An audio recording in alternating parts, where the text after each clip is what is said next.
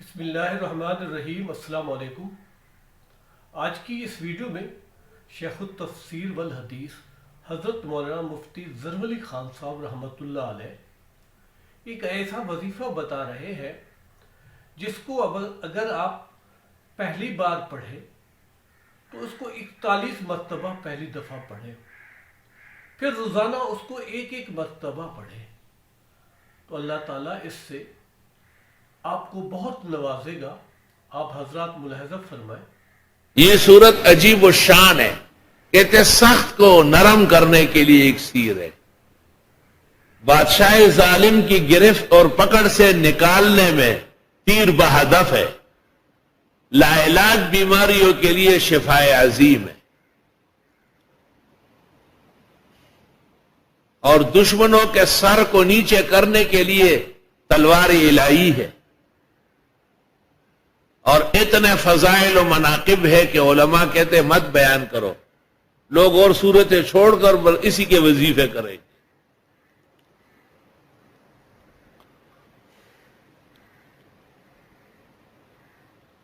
41 مرتبہ پڑھی جاتی ہے، اور پھر ہر کام اور مراد کے لیے ہر روز ایک دفعہ قبل الصباح یاقوت و مرجان ہے، بعد الصباح ذہب اور فضہ ہے۔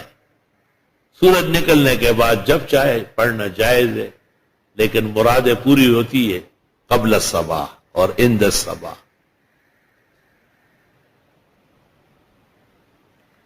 بزرگان دین اور سلف صالحین کو دیکھا گیا ہے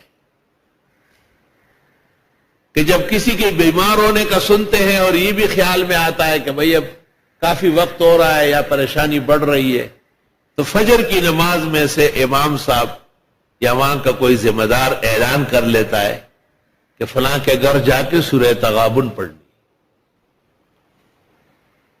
اور اس میں وہی لوگ جاتے ہیں جن کو سورہ تغابن یاد ہوتی ہے، یا پھر قرآن شریف ہاتھ میں لے لیتے ہیں۔ بیمار کے پلنگ کے چاروں طرف بیٹھ جاتے ہیں، بشرطی کہ مرد ہو عورت نہ ہو، عورت ہو تو عورتیں کرے، اور وہ گھر وہ پراٹھے اور چائے گرم گرم تیار کرے، اور کڑس اور پیچ والے پراٹھے ہو۔ ایک آدمی نے طلباء سے پڑھوایا، 5-5 ہزار روپے دیے، اور جتنے دکھوتی تھے اتنے آن کلو تھی۔ میں نے کہا پراٹھے پکو،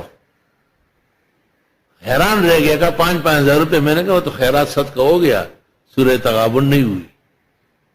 یہاں سے طلباء دوبارہ چلے گئے، اور اس نے میرے کہنے کے مطابق شل ہو گیا تھا، امریکہ سے اپائے جایا تھا، آج ایسا دوڑتا ہے آپ دیکھیں گے کہ گھوڑا ہے، مانیں گے نہیں کہ یہ شل بھی ہوا ہے، لیکن ہے نہایت ناشکرہ ناقدرہ۔ اس کو چاہیے کہ احسن العلوم کو اپنے پلکوں پر بٹھائے۔ امریکہ اور برطانیہ سے بالکل ناکام ہو کے آیا، پلنگ کے اندر کرسی پہ لایا گیا، اور یہاں کے سورہ تغابن نے اللہ نے ان کو صحت شفا عطا فرمائی۔ ابھی بھی جب سانس کا یہ دورہ شدید تھا تو میں نے سورہ تغابن بکثرت پڑھی۔ بچپن کا وظیفہ ہن تلادی، ابن مسعود کہتے یہ تو میرے بچپن کے اعمال میں سے، میں وہ شوق سے پڑھا، تو وہ رات کو بھی 41 مرتبہ پڑھا، صبح فجر میں آنے سے پہلے بھی پڑھتا رہا، اور متفکر بھی بہت زیادہ تھا۔ تو میں نے ایک خوبصورت جوان دیکھا، بہت حسین جمیل، اور تمام اعضاء سے پر، حسن سے پر۔ تو میں نے پوچھا کیا نام ہے؟ کہا ذالک یوم التغابن، سورہ تغابن۔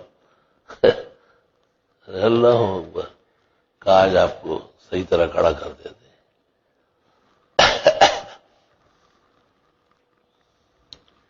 اللہ اکبر و کبیر۔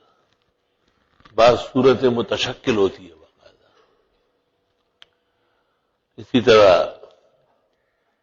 ایک دفعہ ہمارے ایک بھائی نے مجھے کہا کہ یہاں ایک سانپ ہے بہت بڑا، اور میرے پیچھے لگتا ہے، بس معمولی سا فرق رہتا ہے کاٹنے میں. تو میں نے وہاں اٹھ کر کے کچھ اعمال کیے اور ان سے گزارش کی، میں نے کہا خیال رکھنا بھائی. تو اس نے کہا کہ جو بھی سورۃ یاسین بلا ناغہ پڑھے گا اللہ تعالیٰ اس کی حفاظت کے لیے ہمیں مقرر کر دیتا ہے. میں حیران رہ گیا بالکل. تمام مسلمانوں کا حق ہے کہ وہ اللہ کی بندگی سے دنیا کے فائدے بھی حاصل کر لے، لیکن اطمینان سے، بشارت سے، خوش دلی سے. میرا اپنا خیال یہ ہے کہ اسی طرح انسان کو وسوسہ ہو، خیال ہو. بعض ساتھیوں کو بہت وسوسے ہیں، قسم قسم کی گندگیاں ذہن میں ہیں، ان کو بھی دور کرنا ہے. شانور شاہ صاحب کہتے ہیں اس طرح وضو طہارت ہے، اس طرح تصوف کے اندر یہ خشوع و خضوع درست کرنا یہ بھی طہارت کی قسم ہے. جس طرح حدیث میں لا صلاۃ الا بالطہور، اس طرح ہے لا صلاۃ الا بالخشوع. خشوع و خضوع سے یہی ہے کہ نظام زندگی متاثر رہے خیر سے، فوائد و برکات سے. اسی طرح لا علاج قسم کے مظالم سے، اندھیروں سے بھی سورہ تغابن مؤثر ہے. یہ ہمارے طلباء چونکہ مسافرین ہیں اور بے گھر و بے در ہے، ان کا منہ بہت زیادہ مبارک ہے. اگر یہ خوشی سے کسی کے لیے پڑھتے نہیں ہے، ان کا عجیب طرح زندگی ہے. انہیں سیدھا کرنا جو ہے نا بہت مشکل کام ہے. یہ اگر دل سے پڑھے مثلا ملک کے لیے، پورے عالم اسلام کے لیے، صرف یہ طلباء نہیں، تمام مدارس عربیہ اہل حق کے جو طلباء ہیں، طالب کا بہت اونچا مقام ہے. اس کو قطبیت کی ضرورت نہیں، غوثیت کی ضرورت نہیں، یہ ہمتن ولی. طلب علم بھی اللہ تعالیٰ کو بہت زیادہ پسند. دیکھتے نہیں جو حکومت ان پہ ہاتھ ڈالتی ہے تس نس ہو جاتی ہے، جو افسران وزراء وہ سب کے سامنے برہنہ ہو جاتے ہیں، دنگے ہو جاتے ہیں، اور یہ اپنی جگہ لگے ہوئے پڑھ رہا ہے. بھائی ان کا دنیا سے چیزوں سے کوئی واسطہ ہی نہیں. کبھی کبھی میں ان سے کہتا ہوں کہ بھائی یار آج تو دل سے پڑھو، ذرا خیال سے پڑھو. بہت بڑا مسئلہ ہے یہ کہ پڑھائی پوری ہو، آیت کریمہ ہو تو مکمل ہو، اول سے اخیر تک متوجہ رہے. قرآن شریف کوئی پڑھے، قرآن خوانی ہو تو اول سے اخیر تک متوجہ. یہ اس کا کوئی اسپرنگ میرے پاس نہیں کہ ان میں کیسے متوجہ لائی جائے. اور اگر یہ کسی کے لیے پڑھنا چاہے سورۃ یاسین اور سورۃ تغابن اور سورۃ مزمل تو بڑا بیڑا پار ہو جائے گا. اللہ اکبر و کبیر. کہتے ہیں شاہ عبدالعزیز صاحب محدث دہلوی بیمار تھے، اور طالب علم ان سے پڑھنے آتے تھے. بہت بڑی تعداد ہوتی تھی. ہندوستان میں اتنے طلباء کبھی جمع نہیں ہوئے جتنے شاہ عبدالعزیز کبار علماء و محدثین میں سے تھے. طالب علموں سے کہا جاتا تھا بھائی بخاری کا ختم کرو، آیت کریمہ. وہ کرتے ہیں اپنے حساب سے، تھوڑا پڑھا تھوڑا چھوڑا، آگے پیچھے. شاہ صاحب نے کہا نہیں کچھ نہیں ہو. شاہ صاحب نے کہا اچھا ایسا کرتے ہیں کہ آپ لوگ پڑھ تو رہے نہیں نا، میرے لیے دعا کرتے ہیں، تو بس اجازت لے لو آج جو میں بھی دعا کرتا ہوں، رخصت ہو جاؤ. میں پڑھا نہیں سکتا ہوں، طبیعت اتنی خراب. اس دن طالب علموں نے پڑھا. شاہ صاحب ہنستے تھے، فرمایا 25 سال کی بیماری ایک لمحے میں ختم ہو گئی. ان کی سفارش اتنی تکڑی ہوتی.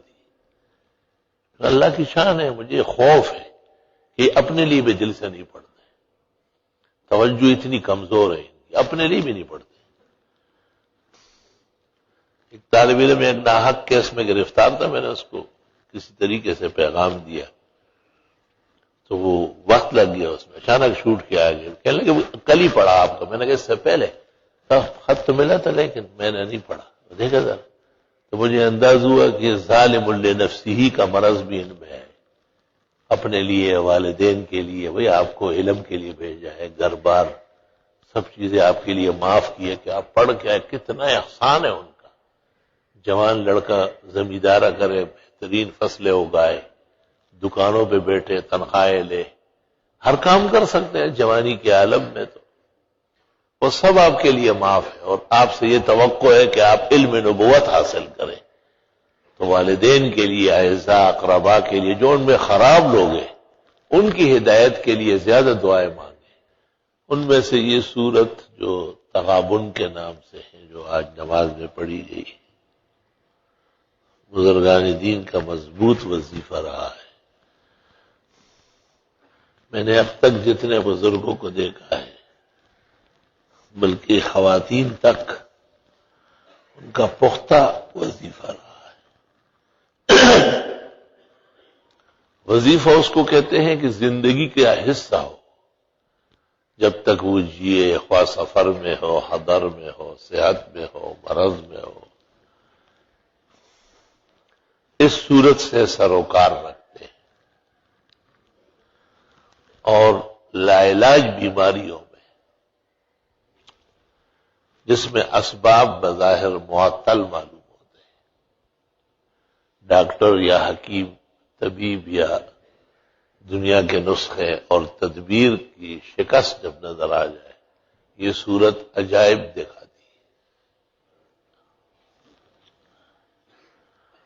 سب سے بہتر صورت تو یہ ہوتی ہے کہ آدمی 41 مرتبہ پڑھے اور پھر ایک دفعہ پڑھتا رہے روز۔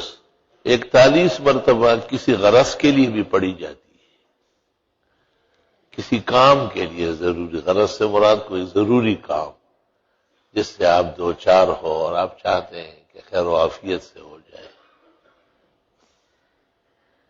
لیکن ابدیت شرط ہے، بندگی شرط ہے، زور نہیں چلے گا، کسی کے باپ کا ٹھیکہ نہیں ہوتا کہ بس آپ نے پڑھا ہو آسمان کو دیکھے کہ یہ وہی آئی ہے۔ یہ خناسیت ہے، فرعونیت کے خیالات ہیں۔ ہم وقت اللہ سے ڈرے رہنا اور اللہ سے خیر کی امید رکھنا، اپنی کوتاہی اور قصور کا اعتراف کرنا۔